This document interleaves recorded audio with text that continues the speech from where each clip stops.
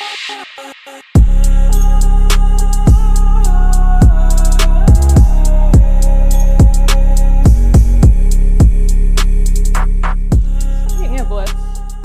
GWAK, how are you? I'm good. How are you? Good. So I was wondering if you could tell me who you are, what we're doing here, and yeah, what you do for a living. My name is GWAK. I'm an oversized pop culture sculptor, and we're located in Sarasota, Florida, and I just make big sculptures. Yes, you do. Yeah, I try to. How long have you been doing that for now? We're probably on our second year of professionally doing it, yeah. Okay, very sweet. Yeah. All right, so I want to go back to kind of the beginning for you, and then we'll kind of like go throughout your life as we talk. But I was wondering, like thinking about if your life was a movie, right? And if we were starting on like a beginning of scene of you in your youth, what scene would you want your movie to begin with? Or, you know, AKA, what would you be building and things like that? Ah, okay. I would probably start 2 years ago, just real quick, get right to the point. Okay, nice, yeah. Started off making graffiti inspired artwork, and then from there it just kind of evolved into just large scale, and I try to do 10 times the size, so yeah, kind of evolved just real quickly. Well, I know you mentioned though you were crafty, so like what does crafty mean to you at that point when you were a kid? Lots of tree houses, and so I grew up really poor, so I had to be creative. I didn't have all the toys and all that, so yeah, I would be in the woods playing, and tree houses, forts, all that kind of stuff. So power tools were always in my hands, even though they should not have been. But like going to construction sites, yeah, stealing plywood and stuff from not knowing that was super illegal, and hucking it into the woods to build these huge forts. Yeah, I guess that would be like my crafty style. Yeah. And then it would maybe fast forward to those 2 years ago where you started to just do it on a larger scale, right? You kind of came back to that. Yeah. So I went into home remodeling. I did auto body, like car stuff, and everything. Yeah, everything I've done kind of played its own little part into doing artwork. And there's a lot I don't know how to do, so I got to figure out how to do it. And it's a progress. It's not like I know how to make these things. I have to figure it out. Right. And it evolves on its own. New techniques, new styles. Yeah. It's all kind of, as we're going, we're figuring it out. Yeah, I love it. I love it. And speaking of adolescence, could you tell me what WallyBall is to you? WallyBall? Volleyball or Wallyball? No, it says WallyBall in there. I went on your Facebook and you said, anybody want to play WallyBall? That's specifically how you wrote it. So I was like, what is volleyball? Was that a typo? Did you play volleyball growing up? On my Facebook? Oh, yeah, man. How long ago is that? Was that like 2013? I mean, does it ring a bell? It kind of does, yeah. I'm not friends with you on Facebook, but it shows you things from 13 years ago. Oh my gosh, yeah. So that's on my fake account. That's like an account that's not even mine. Yeah. Oh shit. I mean, it is mine, but it's like, you know, you make the fake account to like buy stuff off a marketplace. Yeah, right. Yeah. Yeah, there was a lot of that going on. You're like, who has this that I can buy? Who has this that I can sell? Oh, there's a lot of truck buying going on at that point for you. Probably, yeah. Yeah, dang, that's crazy. I didn't even know that was linked to GWAK. Okay, I need to like do some editing. It wasn't. I found it through my own means. Okay, gotcha. Yeah, I have my research team. It's very elusive. Yeah, they dig deep. Okay, so you saw my rest you were a volleyball player? Oh, no, okay, so WallyBall, I forgot about WallyBall. WallyBall was literally, you go to the Y and they have like the racquetball courts that are all enclosed. Yeah. And it's volleyball, but it's your own team. And you're hitting it off the wall. I barely remember how to play it, but dude, yeah, that sounds good. It's volleyball, but with walls. Let's bring that back. Move the cars out. Let's get I going. know. Yeah.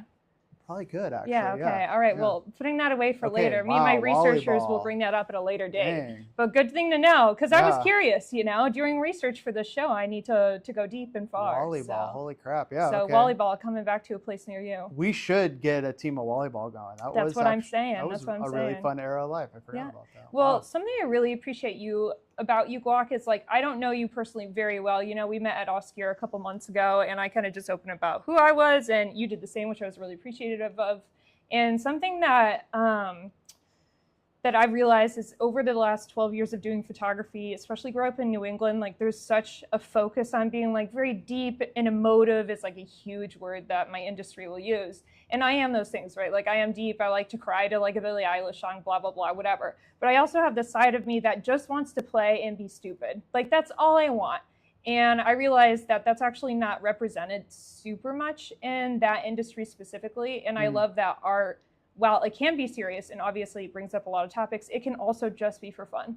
Like there's nothing wrong with that, you know? And I think that's something that you've taught me a lot about, and I think more people should should learn about. So of course I want to bring up WallyBall, because why wouldn't we want to bring something back that we loved, right? Like, come on. Sure. But I know that like finding one's footing in art doesn't happen in a vacuum. So I was wondering if you could tell me who influenced you specifically to start making your first like catalyst piece of art. Sure, yeah. It's a direct credit would go to Hieroveiga. His real name's Richie, but he lives locally. He's like one of my best friends. He got me into art for years. He was like, bro, you got to do art. You got to do art. You're too crafty. You got to do it. So I made a spray can because he's a graffiti artist, so a muralist. So I was like, to shut him up, I'll make a big spray can. And I was like, wow, this is really fun. I enjoyed the process of making it. And so then I made, I think, a miniature shipping container that we can like graffiti the side of it.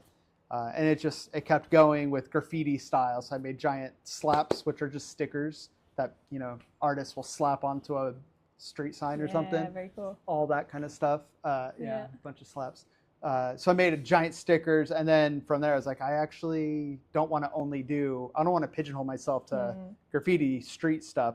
Like just go out and do anything. And so it's just, I tapped into the nostalgic thing last year, really dove deep on that. But yeah, Hieroveiga is hands down like the #1 main reason. Yeah, another person I talked to actually in the same night of meeting you, and like a fucking legend. Yeah. Easy to see. Yeah. Easy. Yeah. He's very influential. Like he motivates and inspires so many out there. So huge shout out to Hiero. Yeah, you want to talk about someone who does. That's someone who does. Dude, he does. Yeah. He is a dozer. Yeah, he be dozen all over He the does place. it. Going around doesn't it. He'd be going out and dozen. Yeah. All right, so I was wondering too, with your current work focusing on like, you know, the 80s, 90s, early nostalgic relics, why do you think nostalgia is so powerful? Because it has been received so well. Yeah, it's such an easy thing to dive into. I can immediately connect with people with nostalgic stuff because let's be frank, I mean, our childhood is so iconic, and even the younger people are looking at our generation being like, man, they had the coolest stuff.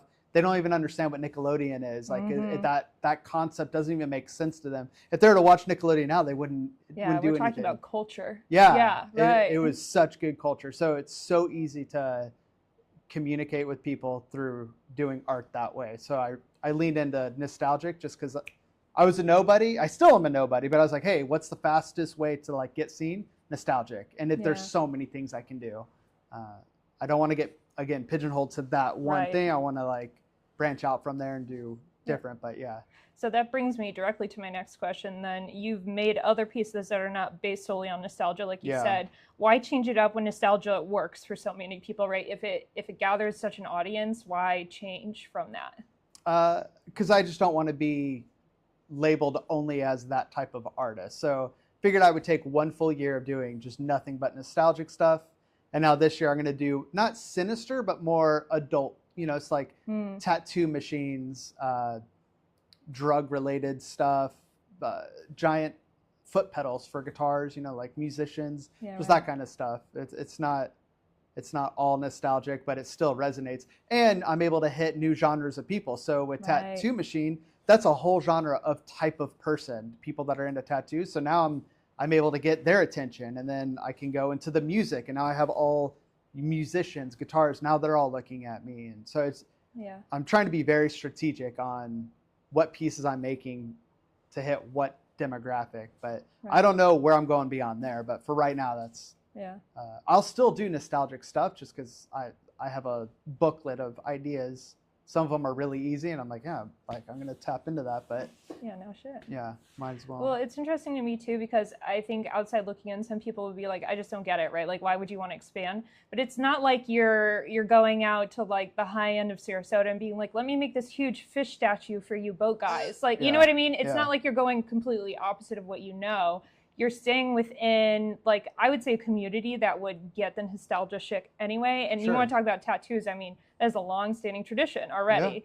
And then with the musicians, punk, like that's baked in nostalgia also for, you know, just a free thinking kind of way. So there's a lot of free thinkers, I think, out there that you tap into, and it's kind of like the bigger bucket within the pond, I guess. And a lot of those pieces are older pieces. So like the tattoo machine's a rotary machine, which they don't really use that traditionally anymore. It's the battery powered ones, you know, but the rotary machine is almost, I mean, technically is vintage now. It's over 20 years old, the one that I went off of. So it's technically vintage and nostalgic for a lot of people. So I guess it is kind of still nostalgic in a different way. Yeah, and you're making it new. Yeah. That's super awesome. Yeah. So you've mentioned you love the journey of creating a new piece. Sure. Yeah. But how do you then think through like logistical problems that a lot of people would probably give up on at that point? Because it's only so fun until a certain point for a lot of people. What brings you through that part where you're like, fuck, I don't know? Oh, you don't give up. You just keep pushing, because right when you give up is when that project stops. And that's where most artists would not be able to move forward in it, right? Like it's not fun anymore. As an artist, we want to do what's fun and what's instant gratification, and sometimes in the process it sucks, and you got to push through that suck to get to that finished piece. I could take a lot of shortcuts, but I try to put in the work. That way it's hard to replicate. Not coming from a prideful standpoint, but more of like a pride standpoint. Like, hey, I did it. I was able to make something that to me isn't impossible. I'm able to figure it out and do it. Yeah. Well, that's also, it's hard to repeat, right? Like you're doing something that a lot of people are not willing and don't have the passion to do. So if you have the passion to do it, and you have enough, something very overlooked, creative thinking, you know, and being able to figure out how to block situations or even take time away and come back to a situation is, again, a lot of people giving up and just not giving a shit about it. And you don't have to give a shit about a lot of things, but you do give a shit about the things you're doing. Yeah, I do. And it shows. Yeah, it definitely thank shows. you. Yeah, that means a lot. So other than ASAP Rocky, why don't collaborations work for you often? So being in science class, and you have to do a science project with 4 other students and research and all that, and you're the only one that actually pulls your weight, and then you bring everything to the table and the other people didn't do anything. It's kind of like that. Just if I'm going to do a collaboration, I want to see that you're already doing your own thing. Like, because I'm out here hustling as hard as I can. I'm pushing 7 days a week as hard as I can. So if you're not putting in that type of effort, like, I'm, no offense, but I'm just not going to try to do a collaboration. But if I see that you're out there pushing as hard as you can and you're doing crazy stuff, it's like, I'm going to benefit by being a part of that. Like, of course I'll do a collaboration. I did a collaboration with the rug dealer because she's out there. She makes incredible rugs that are actual statues. So when I saw her stuff, I'm like, she's doing it. Yeah, so it's an easy transition to do a collaboration. And ASAP Rocky, I mean, you can't say no. I mean, I'd be a lunatic to say 2013, that's when his albums came out right around then too, when you were playing WallyBall. Oh, you know, okay. Baked into your personality right there. Oh wow. Yeah. Oh, okay. I know more about this man than he does. Apparently, that's how you gotta I don't know. keep track of life, so that's thank okay. you. Someone needs to tell me what I I'm know doing. That's kind of what I do. You know, the documentary part about things, it's another word that's like way overused, but I'm like, no, babe, like I have all the hard drives, I keep all the SD cards, and we just go back and look. So love it. But I'm wondering too, is there anybody out there that you see, celebrity or not, doesn't really matter, that you were like, I do see you're doing shit out there, but maybe they don't know you, that you would maybe see as like a dream celebrity or just it any doesn't have to artist? be celebrity, but maybe someone that's out there doing their thing that you've seen for a while or recently that you're like, no, I would be open to a collaboration. Anybody come to mind? Oh, there's so many artists, but I wouldn't want to disrespect anyone by saying one and not the other. Yeah. Like, there's so many, that I follow. Yeah, Okay. I watch a lot of people. Okay, cool. Yeah. Yeah, so I mean, just I guess put it out there. It doesn't mean that you would never do one, right? Like that Oh you no, have I'll done totally it before, do it. but Yeah. I've seen this too in the industry I have. If you reach out and you're like, I want something from you, then they're like, well, what the fuck? I don't know who you are, right? Yeah. Like you want to be able to instantly say, oh, I can tell that they care. I can tell they're interested, and I tell they have a plan, especially if someone is coming to you, right? Yeah. Because you're working on the logistics on the other problem over there, man. Like you don't have time to figure out what the fuck they want to do, you know, and lead the way. So that makes a lot of sense. Yeah. And I'm wondering now, being an artist in a journey of is a journey of discovery, right? So what have you discovered about the art industry specifically that maybe you are like, why are we doing this? Why is this such a big deal to people? And then maybe what do you wish there was more of in those art circles? I'm talking more about like, you know, I've seen that you've been in like a lot of museums recently. And like, when I think of my parents' generation, when I think of people asking me what I should be like doing as being professional, everybody asks me, oh, you have a studio then, and you must have all this equipment then. And I'm like, no. And they're kind of like, oh, that's too bad for you, you know? And to me, it's like, I don't value those things, right? And I don't see this as success. So is there anything that you've been a part of or that you've seen out there that you're like, actually, that's not success to me, sort of, I guess is the question. Being in galleries like is really cool, but it's so much work to get yourself into one, and it's not like it's a great money maker. It's basically just part of the resume. It's not that it's overhyped, but I haven't seen crazy fruit from it. Yeah, right. Yeah. I would almost say just keep grinding and using social media to the absolute max, and just keep pushing in social media. As far as artists, if that's what you mean, I don't know if that's answering. Yeah, I mean, I think just, you know, especially in the area that we're in, there's a lot of people that, if they are buying from our galleries, they're coming from a very different place of living anyways. And then again, if you're trying to reach a certain audience, right, that is nostalgic and that has maybe not lived the same life as you, but like understands where you're coming from and understands where that point of view is. Yeah. I mean, again, galleries sound so impressive at a dinner table, but like, does it actually matter to you, I guess? Oh, no. Yeah. Yeah. I mean, I do it because that's the thing you got to do when you're being an artist. You do art shows, and that's part of it. And it gives people the opportunity to interact with me. And so, yeah, I absolutely, you have to do that. Any artist, like that should always be a goal to get into a gallery. I definitely think so. So like, if it's not the end all be all, but like you're still willing to put that in your journey, right? And get your resume out there. Is it just for the resume? Like, what's the specific thing you've seen actually be worth it for you? I mean, I would still do the gallery thing, but if your absolute end goal is like to be in the gallery, you're going to do it and be like, okay, well, that was just a crazy amount of work, and you know, I gave them 50% of whatever I did sell. And so it's more of like credibility, you know, like, oh, you're in gallery, so you're doing it. And again, I'm new at this. I don't know what I'm doing. I'm just making stuff because I want to make it, and I'm doing the things that people are telling me to do. Be in a gallery, so I'm going into galleries. Yeah, I mean, shit, I've done a lot of things for free and a lot of things that I still haven't seen. Maybe there's some things I'll never see the fruits of, but there has been a lot of conversations and people I've helped out just because I was like, you know what? I don't think I'm going to regret this at the end of my life. It might not do anything for me in the long term or the short term, but like, you never know. Yeah. And now I'm doing this right now. You're the 18th guest I've had on, and I have like 50 plus other people in my mind that I could interview. Cool. So it's like, well, shit, I had no idea this is going to be something I wanted to do. Yeah. You have no idea who steps into that gallery one day, and then 5 years later, you know, you just don't know. Yeah. So yeah, no, but I think that's respectful in the way to say like, no, it is a good resume builder, but if that's like the epitome of what you're going for, you might be disappointed when you walk through the door finally. You're better at words than I am. Yeah, that's perfect. Yeah. No, sweet. Yeah, okay. It's definitely needs to be a check mark that you need to get to. Yeah. Yeah. So I really love your attitude, and that leads me to this question. I wanted to ask, what has not giving a flying fuck about outside opinions done for your life personally or professionally? Ooh, professionally.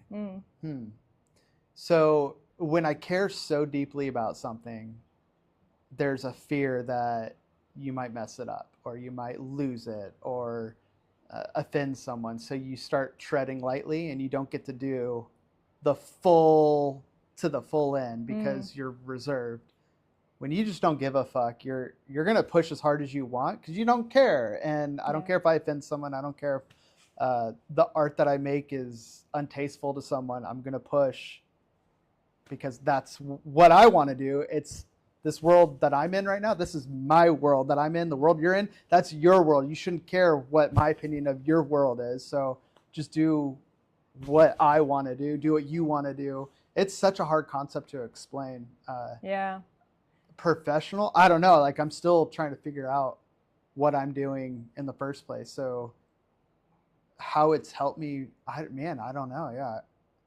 Well, maybe that's something that could be like a follow-up question in a year or so for you and see if there has been. Because again, I mean, 2 years, it is a lot, right? And especially like looking at your shit, me coming in from the outside, it looks like you've been doing this for longer. Oh, cool. I'm just going to let you know, you've done a lot of fucking work and it shows, right? Thank you, yeah. But I know as for someone that has a lot of ideas, like I have at least 5 years up here of things I want to do in the future. And I know that's probably the same for you because once you get in the lane that suits you, like it's like a water slide going downhill. Like you're ready to just keep on going. Sure, so yeah, I mean, that's totally fine. But is there any time though in your personal life, and you don't have to get detailed about it, but that you kind of like woke up and realized like, oh my God, that doesn't matter. Like, how did that help you? Okay. So a couple of years ago, actually right before I started doing art, right when I started doing art, I was messing around with resin and resin's very dangerous, like extremely dangerous, not to everyone, but to certain people. And I was breathing it in, it wasn't ventilated enough. And about a week later, I started having all these complications, couldn't figure out what it was, thought it was like a head cold, turned into body aches. And for a whole month, I basically just was in bed. And it really rocked my world where I was like, oh, I'm actually dying. Like I got to a point where I just physically could not eat. I was, if I tried to eat, I would vomit it up. If I stood up, I'd fall over dizzy, just really messed up. I started having seizures over it. Doctors could not figure it out. And so, yeah, I was like laying in bed, like, okay, I work, because I'm a workhorse. When I work for someone, I will work my butt off. Right. I want to make that person as much money as possible. I'm like, I go hard on it. And I do the same thing for my own art. I treat it as if, I am working for GWAK. So it's a weird concept, but I push really hard. So I was laying in bed, and I'm like, I totally wasted my whole life making other people money, focused on the wrong things, like growing someone else's company. And it just gave me a perspective of like, well, I really enjoy art, so I'm going to not really care as much to make someone else money. I'm going to just focus on doing art. And if it makes me money, then that's even better. It hasn't. I haven't made money yet. If anything, shocker. Yeah, no, I get it. Yeah, it's you don't make money till you make money, and hopefully that day will come. I don't really care. That's not the purpose on why I'm doing it. Why I'm doing art, I'm doing it because I enjoy it. It's definitely a self-serving thing. It's very selfish of me of making art because I don't care about making it for someone else. I'm making it for. So when people reach out and they're like, "Hey, I got a commission. I want you to do," I'm like, maybe. Like, what do you got? And they're like, "I want this." I'm like, I don't want to do it. And so 9 times out of 10, I'll tell people no. Anyway, so yeah, having that close to death experience that rocked my world to where I'm like, all right, I still need to work. I'm married. I got to take care of my household. So I still have a job that they take really good care of me, but it's more of like on call. So if I don't have a job today I don't have any work, so I'm doing art all day. Yeah, you're Colonel Sanders today. I'm Colonel Sanders. Yeah, that's a huge job. Good, yeah. Right. We take it very seriously. Yeah. No, as you should, always. As you should. Yeah, don't ever take me serious.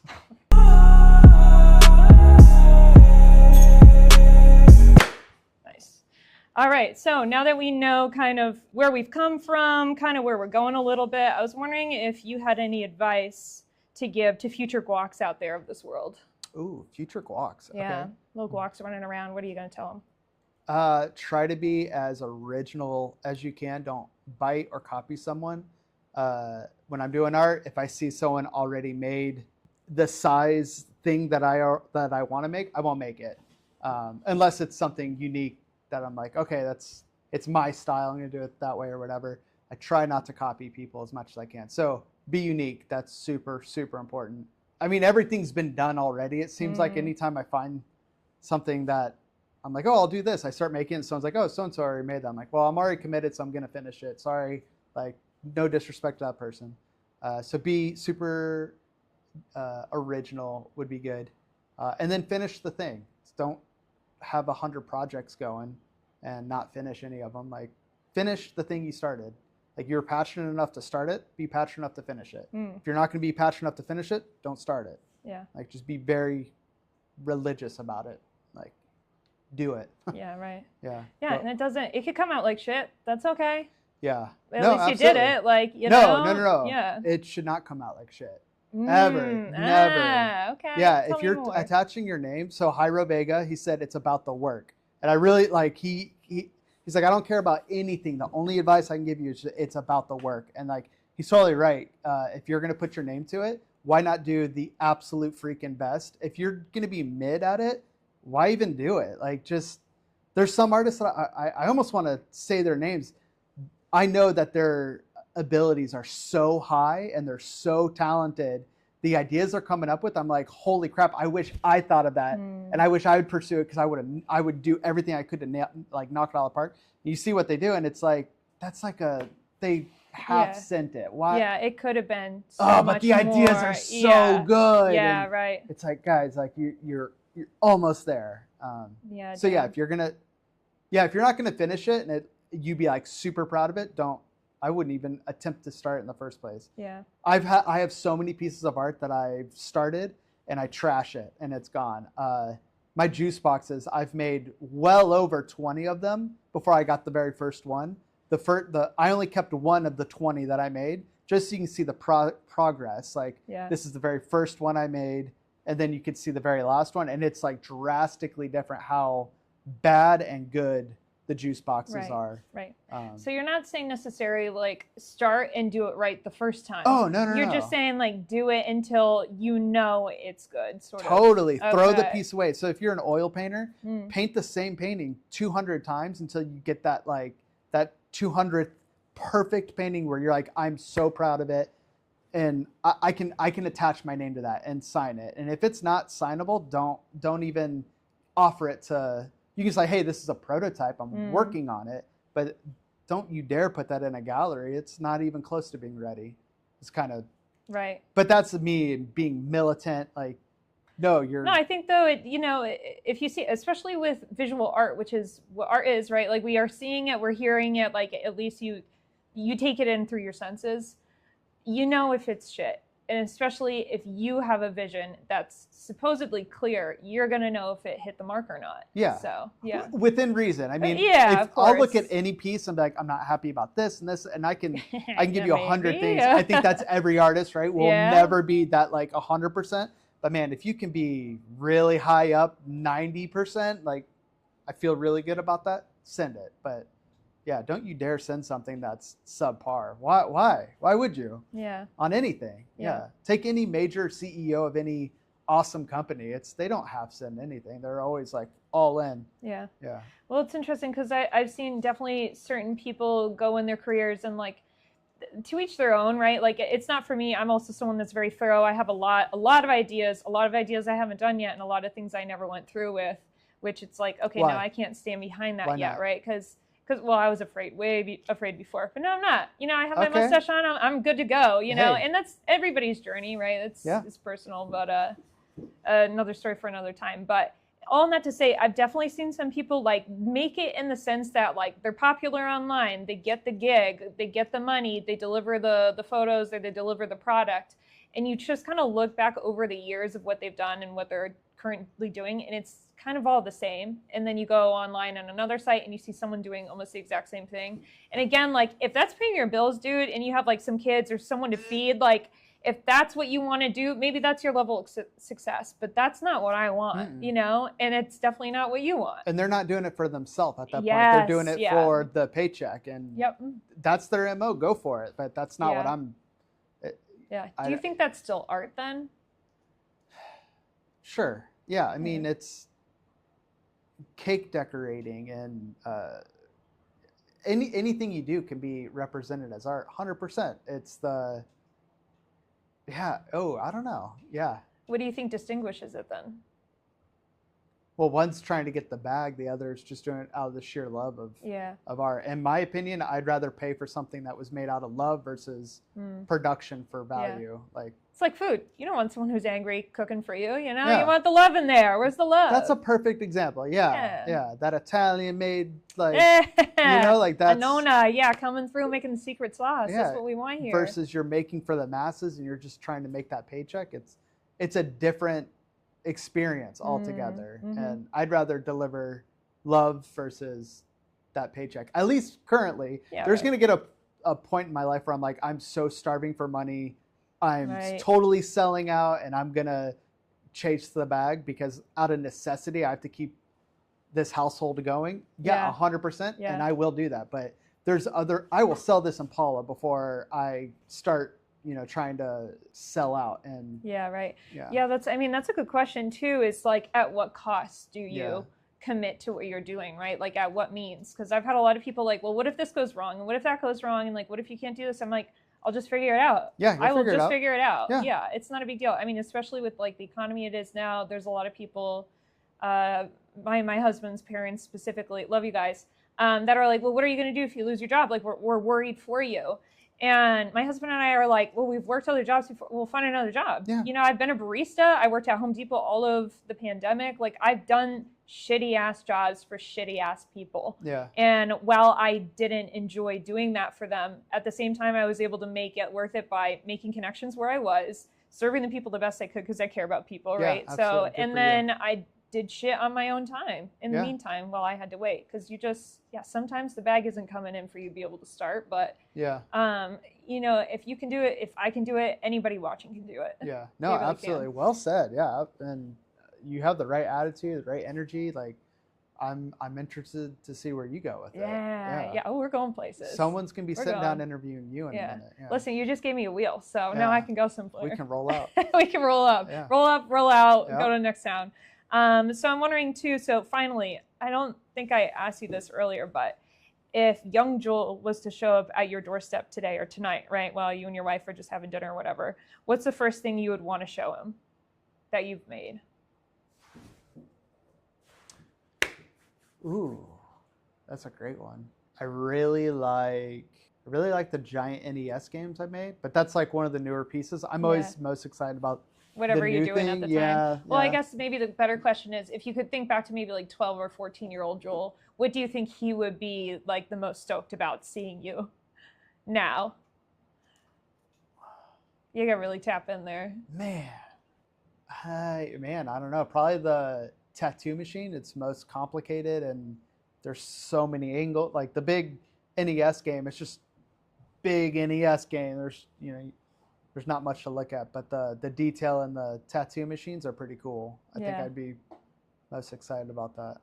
Another question, if young Joel was your neighbor and he didn't know who the fuck you were, what do you think he would steal from your shop? Like with all my art in there? Yeah. Probably an NES game, just because it's big and fun, I would love to see him try and get that out the door. There's no way I could have done it. And I would have stole it too, I was a little shit when I was 14. Who wasn't though? Come on. I was like, well, Jackass, like that was the era when I was 14. Like that's when at the prime. So I was intentionally trying to be in a little Jackass. So I would have stole it. Yeah, and if you weren't a Jackass, you were missing out, guys. You know, you were missing out. They really there were some times. Yeah. I wasn't so much that with my actions, but I was pretty snappy with my words, so that's how I had fun. But I was at home though, like. I don't know what you grew up with necessarily. I'm 28. I was born in 96 and like I had millennial siblings. So I got a little more nostalgia that way. But I remember being like 12, 13 and YouTube was like fresh off the scene. And I spent hours on there, like Weird Al Yankovic, one of my favorite people, like artist-wise. And I've seen him in person, by the way, awesome, worth every penny. He's in North Carolina this fall, and I can't make it, and I am so devastated. But, you want to talk about someone that's, like, going after the craft, like, go to early YouTube and see what people were up to, because we didn't know, like, what the hell was going. I don't know if you know Bob's Burgers, like, the main actress voice for Linda Belcher. I don't remember his name, but he used to have a YouTube channel. I'll put it up here. I don't remember what it's called, but he used to dress up as a, you know, upper northern, like Italian sort of accent mom, like New England mom. And he figured out in every video of YouTube when the, what is it called? You know, the picture frame that shows up on the thumbnail.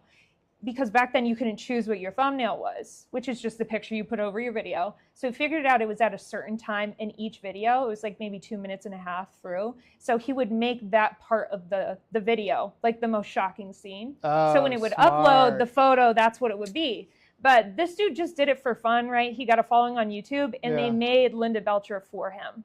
Because his voice was so iconic. So Linda Belcher, that's what he used to do. Was incredible. I didn't know that. Yeah. When you want to talk about YouTube lore, I know a couple things. Yeah. I love going on that bandwagon of like just going down the rabbit hole of what you used to watch and stuff. But yeah, I mean, I just love it because you're taking inspiration from things that, like, to me, the biggest part about nostalgia too is like it's uplifting, right? It reminds you of a time where things weren't so bad, or it was at least the good part of growing up. Nothing was serious. You literally are just having fun. Yeah. People really don't know how to do that as soon as they go through puberty. It's hard. Like, I mean, we get focused with paying for AC and food. Yeah. Yeah, absolutely. It's hard to survive in this economy.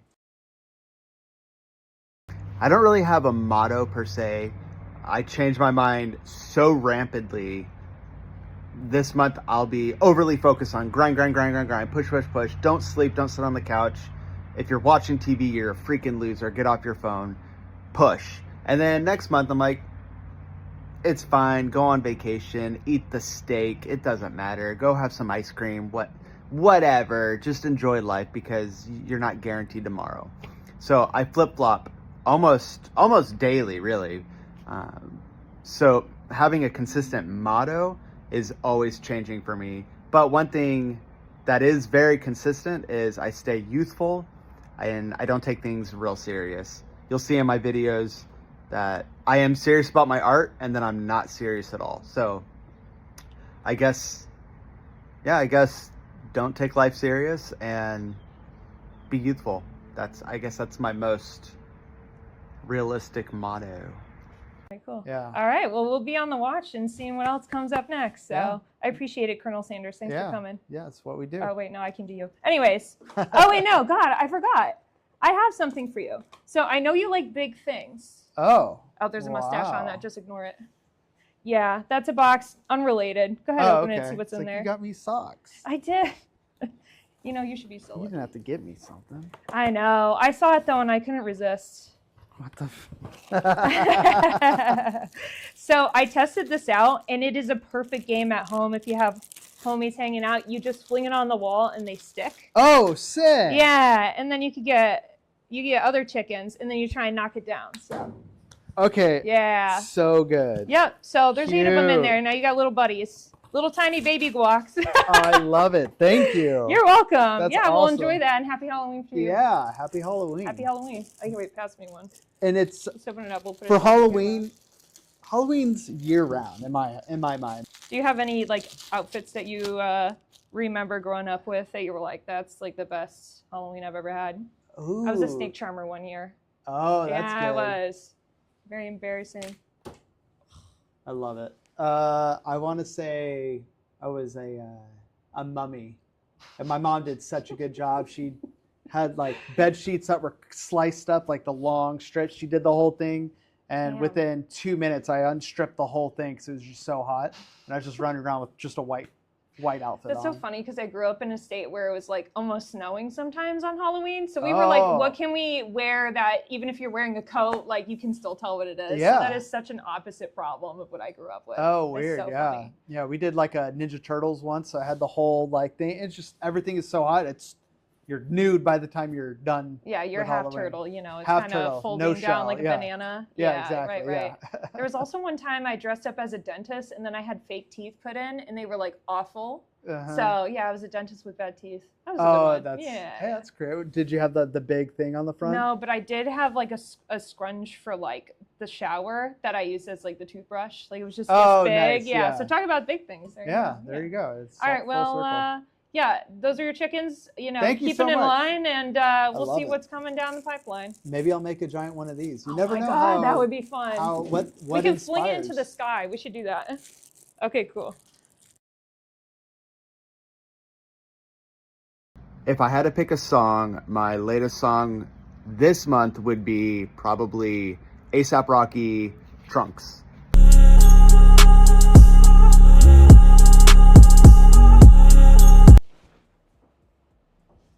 Good? Yeah. Let's see. Oh, shit.